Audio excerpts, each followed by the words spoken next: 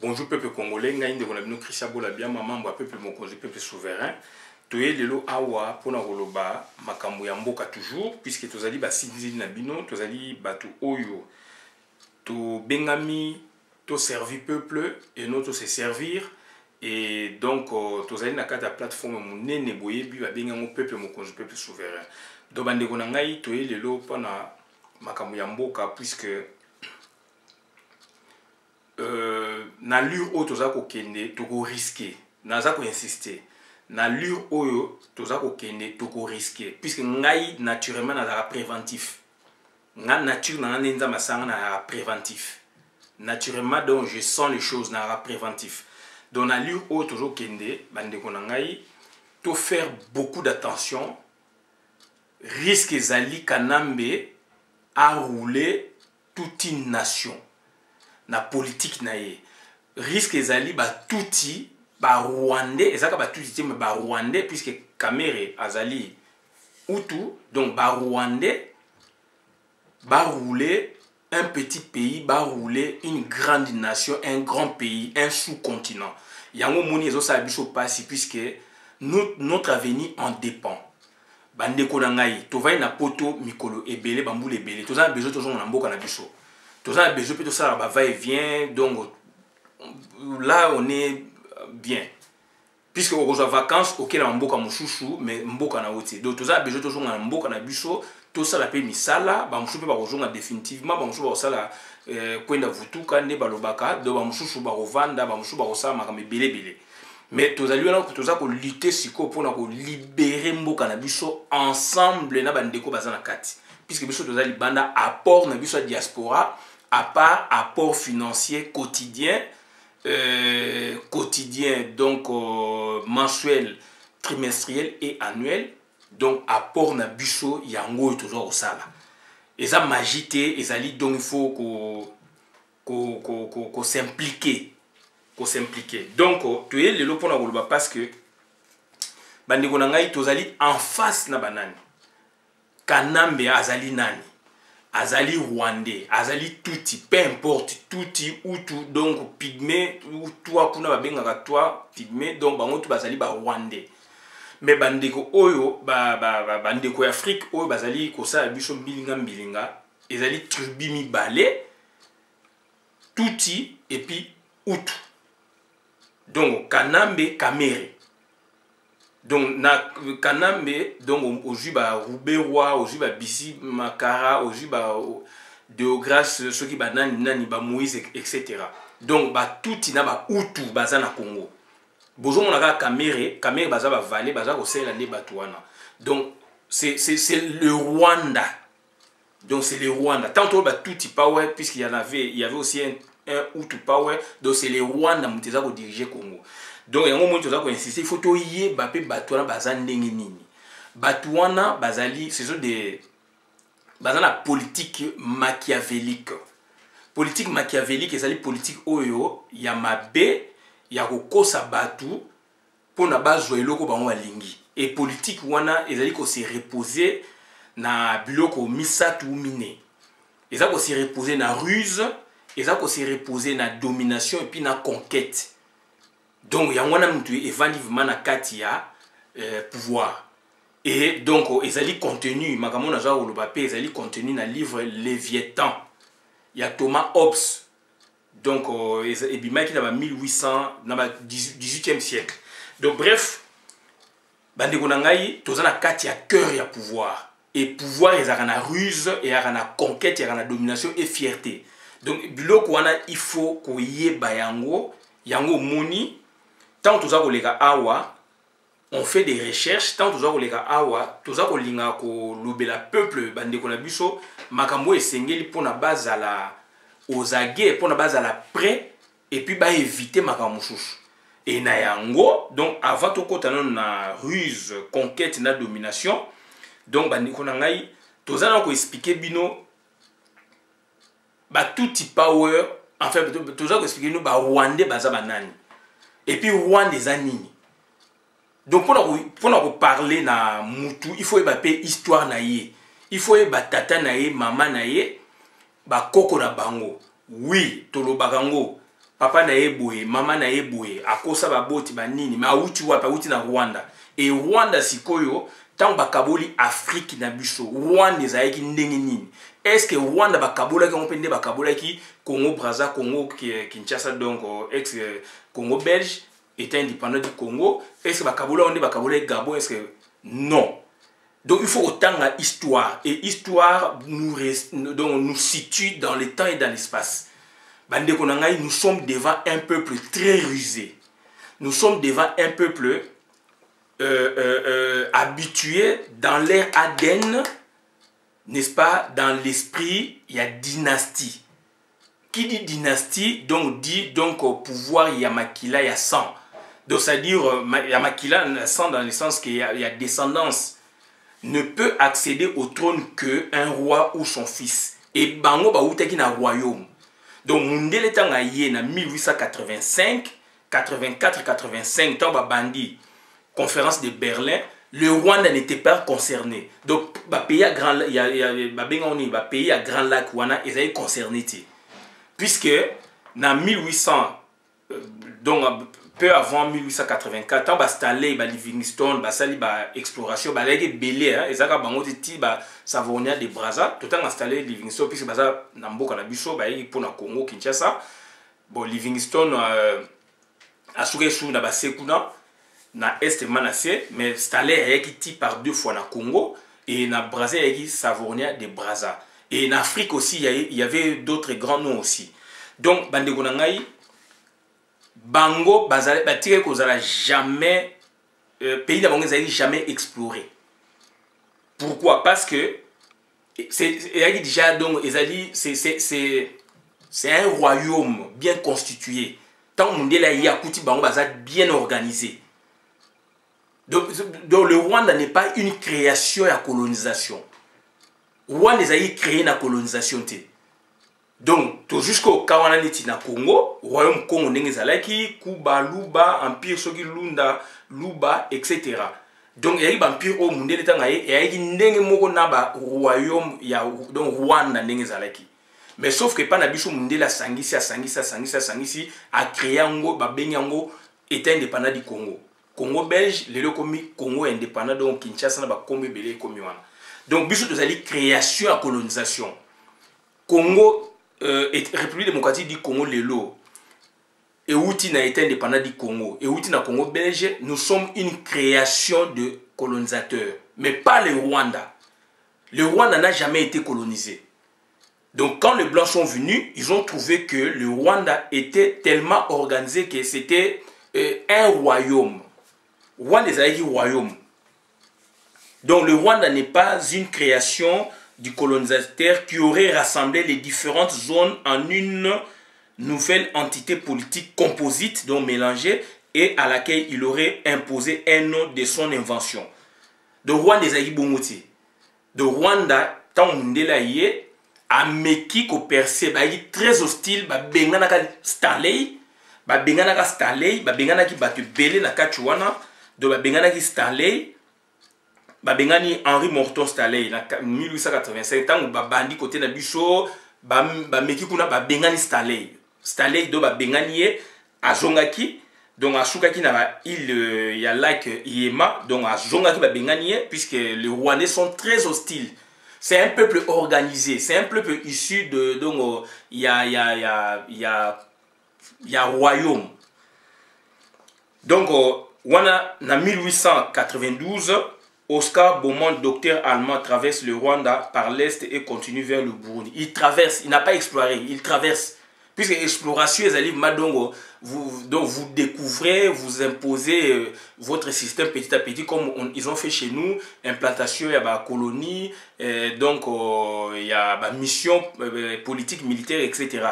Mais le lot a parcouru, mais bango ça m'est bon. En 1894, le comte von Gonzen est reçu par le roi qui guérit 4 rois Bougiri.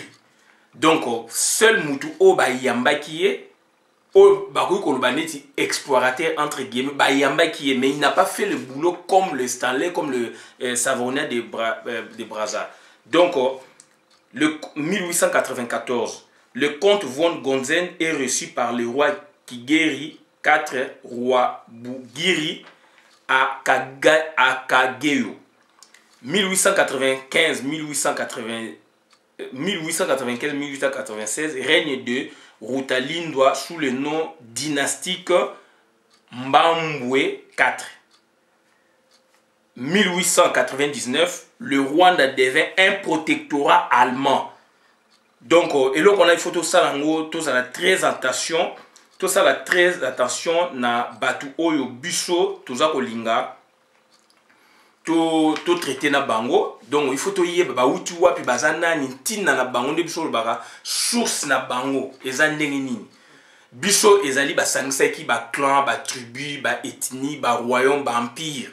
Basangi siango bakati kati ba bengango royaume donc ba bengango dongo était indépendant du Congo. Mais par contre Rwanda, Burundi, donc ba pays wana Grand Lac, surtout tous wakaneta Rwanda et on parle des pays des Grands Lacs, ba pays wana dongo ba attribuer kiango.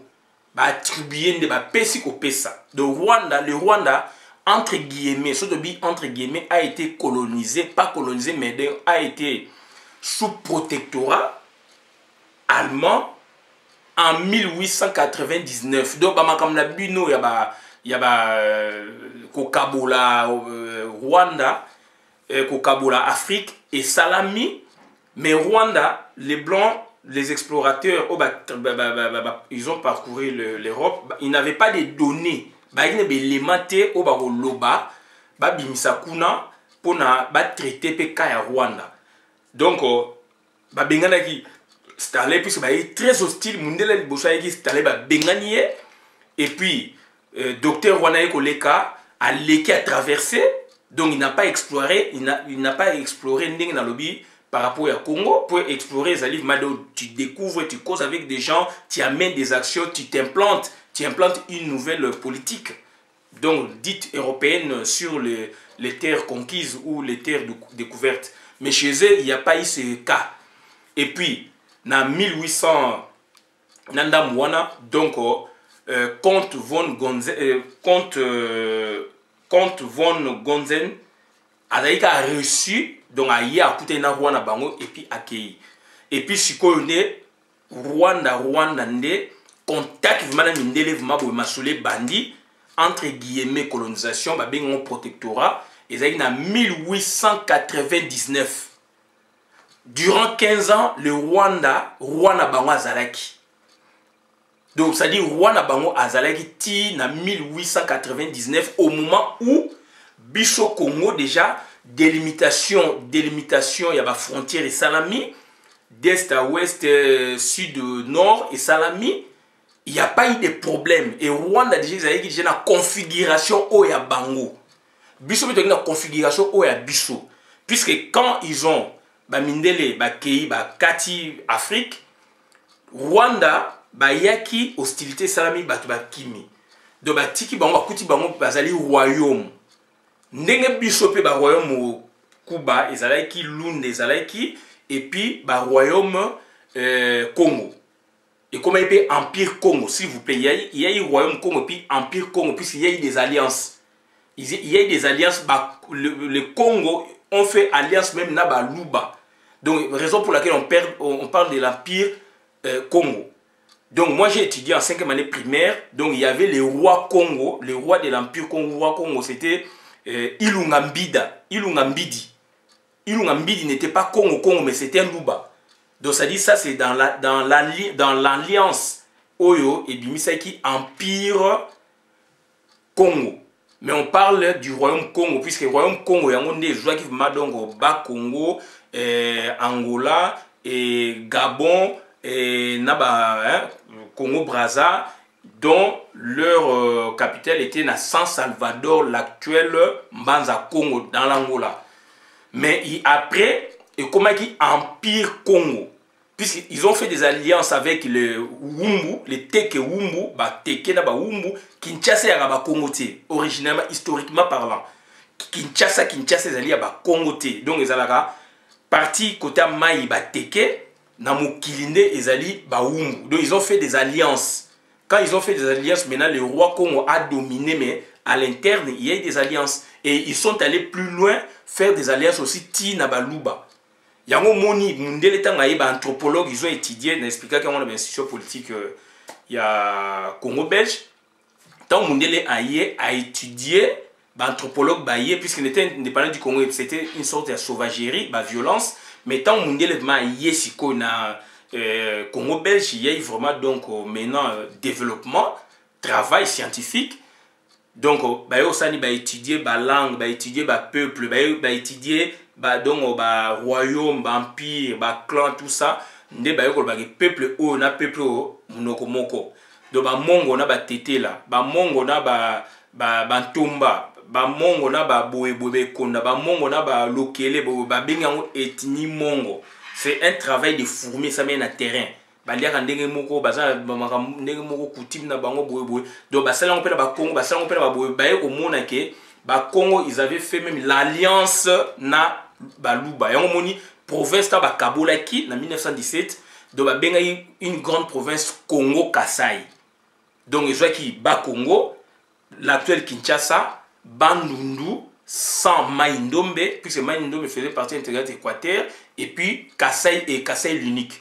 Donc ça c'est histoire Nabiso mais et l'autre on ba boye donc toye ba peuple nini otozaine en face. C'est un peuple très rusé. Azali peuple aouti na royaume. Ils obéissent à leur roi. Ils obéissent na représentant à roi le na tête na bango c'est Kagame. Donc ils ont ça dans leur ADN. Donc c'est ça. Et bango bazali colonisé ti. Exploration et ça la maquité. Nous on a été colonisé donc c'est-à-dire colonisé entre guillemets étant indépendant du Congo déjà en 1885. Mais Rwanda est en 1885 donc mundele au contact na bango donc ba attribuer zone noire quoi attribuer puis il y a hostilité. Baboye ko ya mindele biso bakoko na biso bandima ki mindele bakotaki mais bango ba bengana ki mindele et mindele ce qu'on a décision ta bakabolo Afrique baboye ko tikelo ko na bongo ba attribuer ngo nanko na société donc il y a exploitation il y a allemand donc c'est à dire Allemagne ndi mutu avion na 1899 donc entre guillemets to ko ba Rwanda yi colonisé na 1899 mais biso na 1885. Donc 15 ans on a ou 14 ans on a, ils avaient sauvegardé les royaumes. D'où maintenant tant mundele ba tribian on encore na conférence de Berlin, mundele tanga yé aye ko solana roi na bango wana. Représentant la écoute il y a système na bango royal a auto kufa aux États-Unis il y a un mois ou une semaine. Na landa qu'on a radio. Donc ça dit ba yo traité na roi na bango et pas sous forme il y a colonisation, mais sous forme il y a protectorat. Qui dit protectorat, donc certains domaines revenaient au roi, au Rwandais. Et d'autres domaines dépendaient maintenant de quoi? De l'Allemagne. Donc notamment, nationalité là-bas au Rwandais va garder. Donc, commerce, Allemagne, c'est quoi? C'est-à-dire que commerce extérieur, armé.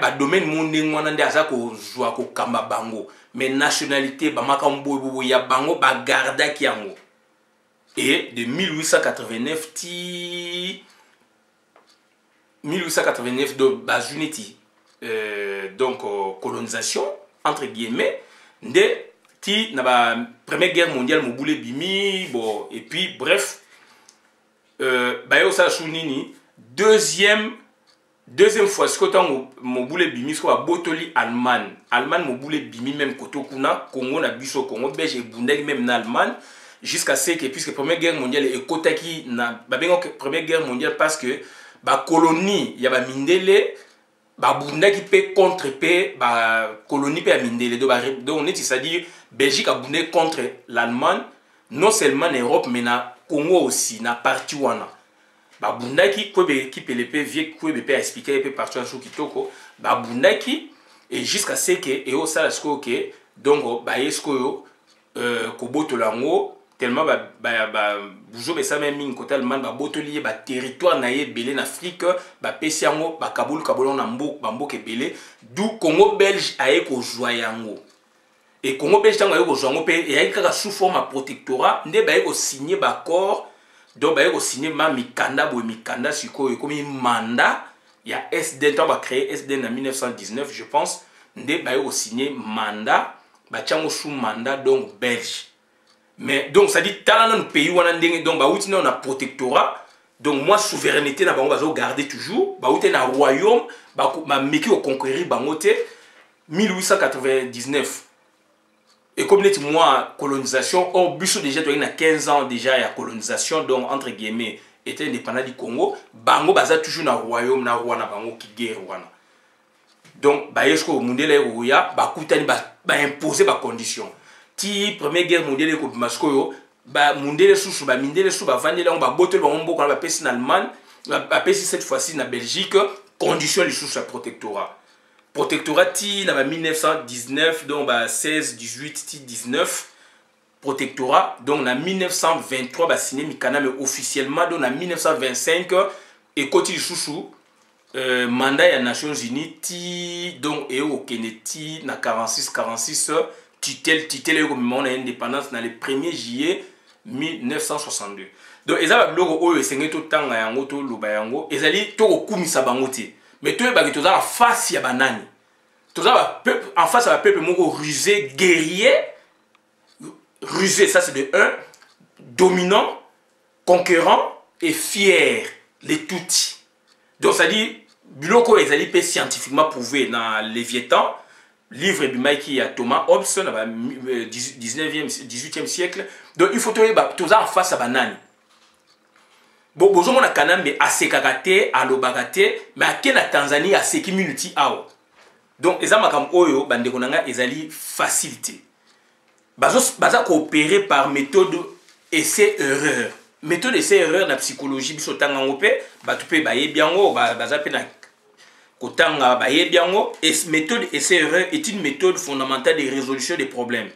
Elle est caractérisée par des essais divers qui sont continués jusqu'au succès de la recherche ou jusqu'à ce que le testeur arrête sa recherche.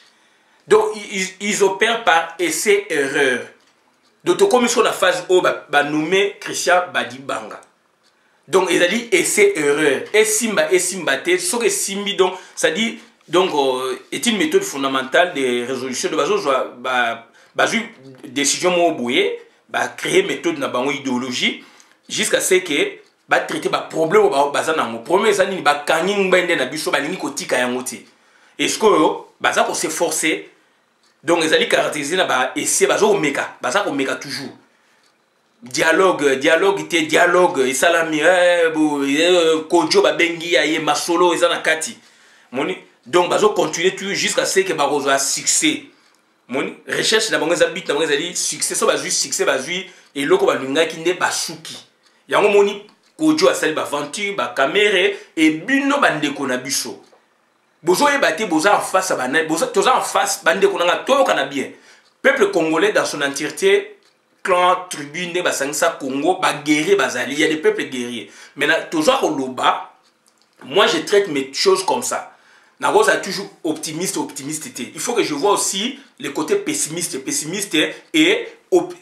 pessimiste côté nabiso et ezali optimiste côté na bango do ba rwandais donc ce que ça positif nabiso côté muso ego za pe négatif nabiso donc aspect on a zolo bezali négatif nabiso sans que les gens mieba mais ils sont positifs na rwandais donc bazo traiter ce qu'on a peuple nini enfin bango bazo traiter na peuple nini peuple moko naïf peuple moko o azali conquis et biso sko peuple moko aza conquis aza dominé peuple moko oyo bazo sakana ye et biso sikoyo en face na bango tozo traiter na banani tozo traiter na ba peuple moko guerrier nazo kumisa bango te mais ezali prototype ba rwandais j'ai lu l'histoire ça fait 6 mois ngoyo donc voilà naza ko étudier bango naza ko étudier yango na lobi yango lelo le Rwanda n'a jamais été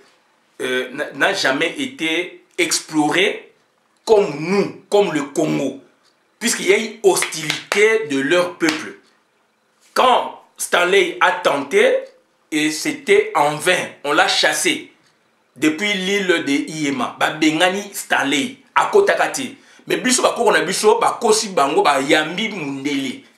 Ba yambi ye banana est ti ouest azwaki hostilité na ba côté ba kisangani Équateur et puis na ndenge aye ko percer. Il y a des hostilités par endroit mais pas partout. Puisque soka côté l'hostilité ezaki na kati soka côté ne bandeli ndanga kotati. Mais bango déjà aye ba chasser hostilité. Et comme je crois bazo tinda ba explorateur mususu aye ka leki. Moko nda yeki sikoyo contre von Gonzen aye sikoyo akutanika na rwana bango ba solo la ki. Il n'a pas exploré.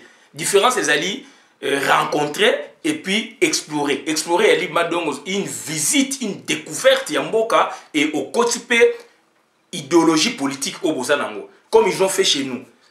Ba donte batu boye boye ba somi ba esclave na Stanley akomi ko na ba descente na le long parcours na azo créer ba poste militaire de ba mission militaire mission donc religieuse et puis mission militaire aza ko implanter ba tenir azo pesa ba armes etc akomi ko dédoubler même ba institution politique na biso ba chef traditionnel bazali azo tiasko yo ba esclave comme ba chef ya mboka capita. Donc, ils ont créé État déjà miniature. Mais et pas Rwandais et Salamaté. Et Salamaté, et il faut lire l'histoire du Rwanda pour comprendre on est en face de qui, en face de quel peuple, en face de quel prototype de peuple. Et Bandeko Nangai, ce sont des gens très déterminés. Et en face de leur détermination, il faut créer une autre détermination ou une détermination supérieure. Donc, ce sont des peuples rusés, dominants, conquérants, fiers. Les Tutsis. Dont na kata ba Rwandais bazana ba valer na bango. Mais nous ne sommes pas des valets ba Rwandais. Yango moni tozo ko expliquer peuple, il faut to yebelo ko wana. Donc yango moni bazana ko opérer par méthode ya essai erreur. Donc bazali na ruse. Ruse c'est quoi? Procédé habile mais déloyal. Donc quelqu'un se sert pour obtenir ou réaliser ce qu'il désire. Déjouer les ruses d'un adversaire. Nous aussi on est rusé quelque part. Mais on va déjouer par notre faiblesse puisque lingi mbongo. To lingi fier mais to zali l'autre côté. To lingi donc bisengo ya mokili. Alors que bazo yiba biso mboka. Bazo yiba biso mabele. Il faut tous à la peuple moko mûr. Est-ce que to komi mûr? Bandeko na ngai. Donc bango baza ko se servir nango ba yeki na Congo parce que ba yebi Congo. Richesse allées belé en Afrique. Richesse allées belé en Afrique. Bien que bazali frontalier na biso. Richesse allées na Soudan. Bazali peme na Soudan ba ko kota. Richesse allées na Soudan pétrole et ali. Et ça pour na coltan pété. Bien que coltan est sous masolo mususu. Mais il y a des richesses na ba mboka zinga ya bango. Ils pouvaient faire aussi ba conquête, incursion, invasion ba mboka wana pourquoi ba sala ngoté. Puisque ils nous ont étudiés. Tangi biso yebi biso yebi que tozali peuple moto lingi basi moi si mutu nyosa lingaka mais yebi que to lingi basi vraiment makasi to lingi masanga to lingi mabina et biloko wana yango e boma biso yango ils en ont profité et yango monde va s'installer. Donc ruse c'est quoi? C'est une adresse. Donc adresse c'est un geste, finesse d'esprit, capacité à obtenir des résultats de quelqu'un à agir de façon trompeuse. Donc ça dit quelqu'un a agi pour la cause yo azo ya boye na ba geste maman me belé pour la cause yo. Donc pour parvenir à ses fins. Voilà, conquête, action de conquérir quelque chose, ce qui a été conquis. La conquête de la chose politique congolaise. Donc basant la conquête, il y a chose politique et ils ont conquis le pouvoir. Et ils exercent, n'est-ce pas? Ils exercent ce pouvoir. Oh, il y a biso.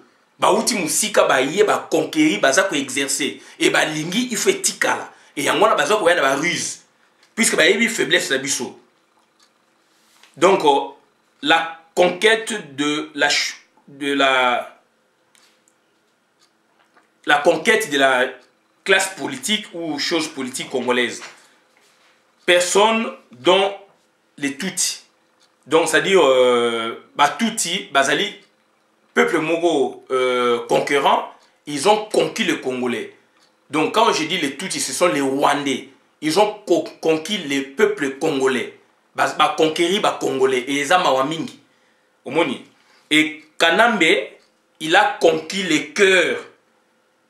Il y a des Congolais. ayebi ba congolais ayebi loko ni ba congolais balingaka yango moni pona yesko ni il peut tout donner pouvoir nyonso primature ba boye il peut même créer même poste à vice-président par rapport à bloko yazo linga ba fait na ye donc dialogue na ye wana ne serait-ce que ya tika na pouvoir puisque il soit tika na pouvoir a rekonza bino et to yebisa bino Kanambe a signé un contrat à 25 ans ta ba pesa qui est na 2015 na 2001 pardon donc contrat 25 ans donc et aussi là en 2026 puisque la communauté internationale des alliés les leo mingi ba rejeté toloba yango 3 quarts donc sur 4 quarts 3,5 quarts 3 quarts et demi ba rejeté Kanambe mais moi 0,5% on a baza ko maintenir yango moni Kanambe azana ba puité mais aza toujours ko forcer et bato bazo ko maintenir na pouvoir o bazo tindaye a oser bien que la communauté internationale ba organisation internationale nous au monde baza ko loba il faut kende le 19 décembre donc bato wana baza ko forcer baza ko sa forcing yango baza ko na méthode de sorte que ce qui population ce qui classe politique endimié donc makamutu ekufi. Et danger dans ces alliés place, et heureusement, on a aujourd'hui un rassemblement. Il y a peuple congolais. Hein? Autour, il y a Papa Tshisekedi. Et tout bête, ma boko, vous m'avez c'est là quand même. Hein? Mais tous à la vigilance toujours. Hein? Heureusement, tous à la Papa Tshisekedi, les loyaux. Qualité à moutou, donc, oh, tout tika naïe, oh, ça qu'on défend les moka. Et bah, tu vois, ça qu'on s'appuie toujours dans les Congolais. Tant que babote le pouvoir, babote le pouvoir. D'abord incursion avec bango muza a changer bango fall bango pas changer les babomi babote le lokwana au bango ba yeba ki ya bango. Afdel avec barwana babote le pouvoir. Kanambe esko to babote le pouvoir, batu ba yeba otika nengo ati mobule kote na mboka tout ba scénario wana jusqu'à ce que ba yo pesa 1+4. Na 1+4 batika ka Kanambe. Batika Kanambe. Et batika ki yepwani na appui ya ba congolais. Baké la San City kuna baké ko distribuer ba pouvoir ko pesa bango ba pouvoir okuna azu pouvoir okuna pe azu sous pouvoir okuna boebodo ça dit ba panzi pouvoir na Congo mais Kanambe atikale en tête tant atikale en tête yem dans un pouvoir discrétionnaire et pouvoir absolu il y a ko nommer premier ministre il y a ko nommer ba gouverneur il y a ba boyeboye et voilà place à Salim Masolo ko nommer ba PDG de ba panzi ko nommer ba ambassadeur. Bilo boweli ba pouvoir mike okuna yiba 25 millions de dollars 30 millions 12 millions akangi le mato ya kangi misu puisque yazo yiba ba milliards tant yo yiba 2 millions yazo yiba fois 1000 donc ayebi que congolais lingambo mazo surveiller bino azana ba compte ayebi que bon celui-là bon même s'il vole il est dans tel ministère bon il peut pas dépasser cette marge par exemple budget bango doit gérer budget. Bon, on va faire un scénario, on va parler du peuple bani dans l'assemblée, mais on va gérer un définitif budget. Aïe, que le budget a 10 millions, un ministère, par exemple, l'éducation nationale, tu peux voler 5 millions, il s'en fout, puisque vous pour demander pas dans la bino. À 5 millions, 10 millions, bien qu'ils allaient en dessin à marge, en dessin à besoin, mais aïe, que na 5 millions, là, Congolais, au Iba. À au 4 chouchou, à au 1 million 500, 3 millions 500, à Yibi, il n'y a pas de ligne ayebi na niveau ni na ko intervenir mais il peut voler pour na batika bien bas à la bien bas se satisfaire comme ça va occuper et lui il vole des milliards résultat on bi na ba na ma pampers ndeko na nga congolais maturité kola et to sepeli rassemblement bimi toujours le na mai na misu ba congolais to sepeli rassemblement bima bandeko na ngai et yango ekwesi Kanambe to tikali na mikolo ya kotanga tala sous scénario babimisi badi banga sami badi banga tout ça nini puisque c'est la conquête la domination bani balingi fait continuer et ba yebino Edem Kodjo spécialiste en la matière to loba yango na loba yango to yebe Edem Kodjo depuis union sacrée tata on a lingi soko tika komote amoni yango miel ndeko la biso a produire lobi yango azana ba kongo azu ba puya pétrole a commis donc to ko risquer ba nommer donc paraît-il, Neto Yoki a changé de nationalité toujours en secret. Kanambe le soka longo beaucoup mona ba ordonnance minga signa en secret batuwana beaucoup mona bango ba étranger mais baza ba document o ya pesa bango ba nationalité et na politique et ça la maka na États-Unis to démontrer bino ba décret en secret zalaka eux ça ko échapper na contrôle ya assemblée ya ba boye ya peuple mais bango baza ko saïla ngona groupe moko boye ya bango. Roi Léopold II, il en a profité, il en a opéré comme ça. Na État indépendant du Congo. Ordonnance en secret. Bah, on a ninga libre-échange. Tu exploiter bassin, on a tout, bisognos tout ensemble, bah, pays, on va payer ça qui est pouvoir. Bah, payer ça qui est mboka, on a. Na 1890, a sali décret en secret. Atindi, capitaine Tiz, bah, côté Équateur, bah, qui s'en a n'a coupé ça, bah, hors de Moussoussou, il y a exploitation, maintenant, il y a EVA. Et là, c'est comment est-ce que violence structurée, donc équivalente, il y a nini, il y a génocide. Puis c'est un moment où le génocide n'est pas été. Donc, c'est très important. Et ça va bloquer au Sénégal, d'autres lobbies, bah, au procédé de méthode par essai-erreur, ruse, conquête, tout un bino. Donc, conquête, c'est conquérir, c'est maîtriser, dominer quelqu'un, voilà. Donc, gagner son cœur, son estime, son affection. Hein? Donc, aïbi ke olinga ke loko boye, atielo budget moko boye, aïbi ke lia na yo, soki o lié ozo bomaka mboka na yo.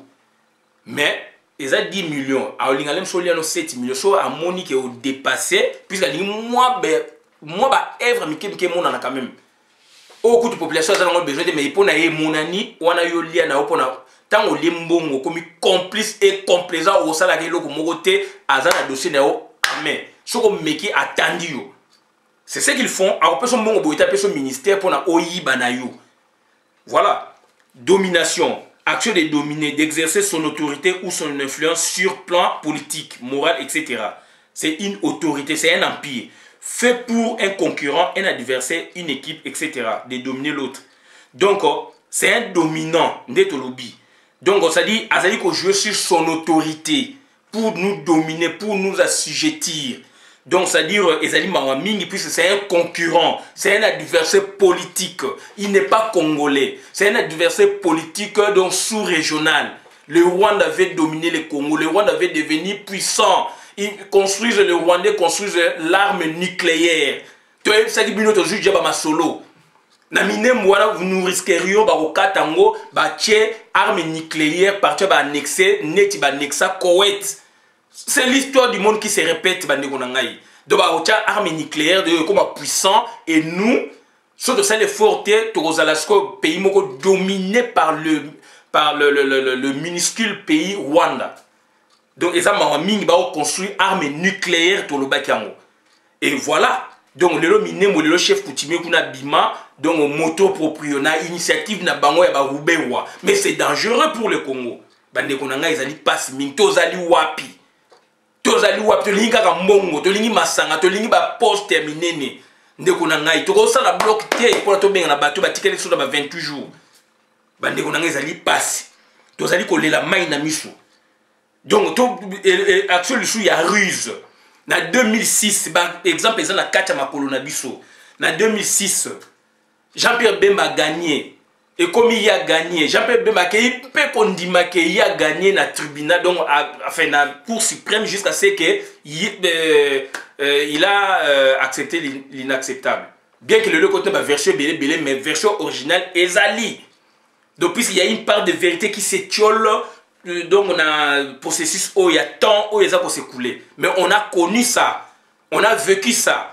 Et la vérité c'est quoi quand il a dit, il a accepté l'inacceptable. Quelle a été l'interprétation de son vocable en ce moment-là précis? Puisque aujourd'hui, donc la vérité s'étiole. Vérité, c'est que Kima, au fur que tout ça pour avancer, Mikole Zaïko Kene aujourd'hui, ce qui plus de 10 ans. Demande qu'on a Ezali Mawa Mingi et Apoli, Jean-Pierre Bemba il a armé à Mounene à Makassi et lui ayant peur. Voilà sa ruse. A Keiti Nandaku ya Jean-Pierre Bemba na Gombe, Billy les Ali, Bozong Sabiso a Billy Luana. A que Senga na Jean-Pierre Bemba a calmé milice nae, boye, tout ça. à baratiner, voilà la ruse. Et Jean-Pierre Bemba, à sa ligne, a calmé les militaires pour à opérer. Puis, ça ko banga son mot pelek na population, et ko simbaka te donc ngé ko pouvoir te. A keiti na ndaku ya chef, donc a keiti na ndaku ya Jean-Pierre Bemba na gombe vidéo ezali, total on a bilili. Et soda moko pe to zalaka na ye, vient na kota koli, catcheur kota koli. Que son âme repose en paix, aïe bisika to sa na gare du Nord. To sa na gare du Nord na moment élection Bemba nga na gare du Nord. Abi petit nga na soda. Et loko Jean-Pierre Bemba azo sala kota kola ebani a kufa malheureusement quartier munene ya Congo. Les un d'envahisseurs pour bazara yena motoliongo abi petit nga na soda. Et loko Jean-Pierre Bemba o sala ndeto omona soka ndimi petit ezala soit moko akokufa ou bien akokangama na boloko et risque ezali Jean-Pierre Bemba ba bomaye ou ba kangaye abe salamati abi ngai soda na kobeta masai to panza biso nyonso abi yo moni wapi mutu étranger et puis azo bake azo banga yum to gagner comme que ya gagner et puis azo banga yo sko o ya ko maîtriser ba soda o ya yo Jean-Pierre soka ndima bi petit za liwana papa nanga kufa vie akufa ba témoin na garde no bazali aloba yango. Tant que ma salami et comme que Kanamba a eu pouvoir, na epsinga vu na raison. Tu avais vu l'ouabi petinga na Zambila. Abe salamakate. Voilà la ruse. Ruzo ba jouaki aya la sibino pongi a tala yoku to sa ba soda bo calmer ba soda na Jean-Pierre Bemba ndimi to suka wa. Bande ko na ngai et ruse wana yango ba yesu na Edem Kojo. Edem Kojo spécialiste en la matière. Avant d'ici et il y a de ma père, avant d'ici et il y a de ma fils. Aebi ma solo ndenge lekaka. Et le loyo zuma na mwasi na ye na qui vole na bango na makamo basana bango ya koyiba mbongo ya Congo batie na rai aye siko kola sa pongi alingi kozonga sous Togoti. A comme de ba puya pétrole a commis donc a changé bientôt va changer nationalité. Donc voilà bande ko ngai ezali ma mingi. Donc, boye bango pour na kochite que Rwanda n'a jamais été colonisé. Rwanda fut un royaume jusqu'en 1899 alors que nous on avait déjà été explorés, nos territoires ont été explorés par un explorateur donc nommé Henri Morton Stanley. Et puis, le Rwanda ne l'a jamais été. Lui, Henri Morton Stanley, il a tenté, mais il a été chassé puisque le peuple rwandais, c'est un peuple hostile, historiquement parlant. Donc, Mundele Tanga Yakuti Bambazalaka royaume. Et quand on a délimité les frontières, il n'y a pas eu problème, s'il vous plaît. Il n'y a pas eu problème. Mais par contre, l'histoire nous dit, c'est le royaume d'Angleterre, le Royaume-Uni, donc Balinga Ginde, revoir la frontière ya Congo, Royaume-Uni, ça dans l'histoire. Vers 1910 par là. Balinga ba revoir la frontière histoire puisque au monde que Congo donc Léopold II donc enfin était indépendant du Congo et ne balinga ba revoir parti moko boy. Mais na biso na Rwanda, on n'a pas eu de problème, il y a la frontière où le comique ba revoir alors que eux ils étaient un royaume. Dit royaume c'est le peuple. Dit royaume, c'est le territoire ou la terre. Dit royaume, c'est le pouvoir. Ils avaient un roi, ils avaient leur peuple, le Rwandais, ils avaient leur terre. Que les législateurs ad hoc, donc dans la conférence de Berlin, quand ils ont tracé, il n'y a pas eu de problème. Et Rwanda, donc région à Grand Lac, voilà, Bassaïnini, donc Bassaïnini, pour la région à Grand Lac, ils allaient attribuer en gros na pays concerné donc tout le ballet Allemagne. Donc attribué en pays Allemagne et aux Bokonzi wana donc un protectorat en 1899 et quelle a été la configuration du Rwanda comme territoire comme peuple. Donc il faut tout ça la recherche. Donc ça dit au salon donc ça dit c'est une invasion, c'est une occupation. Biso de déjà na délimitation na biso basangisi ba royaume ba clan bani ba bengango Congo mais le Rwanda n'a jamais été donc colonisé et a eu protectorat Donc ça dit pour vous dire que le Rwanda, pour terminer, le Rwanda n'est pas une création du colonisateur. Le Rwanda est créé par le colonisateur. Non, le Rwanda n'est pas une création du colonisateur qui aurait rassemblé les différentes zones en une nouvelle entité politique composite et à laquelle il aurait imposé un nom de son invention. Ces trois groupes humains, les Twa, les Tutsi et les Hutus, constituent une seule et même ethnie, l'ethnie des Banyarwanda. Donc, autant Mundela y est ethnie des Banyarwanda. Mundela y a manipulation au Kabulabango, après, comme ça, minoritaire, Tutsi comme seigneur Nabango. Et politique, on dit non. Donc, ils opèrent par méthode, par essai-erreur, to expliquer, ruse, conquête, domination. Et il ne dépend que de nous pour que ça change. Et le bas, professeur Nangay, il y a civisme et développement, premier gradué à droit, 85-86. Donc, Mbambi Munga. Merci. Nasukiwan.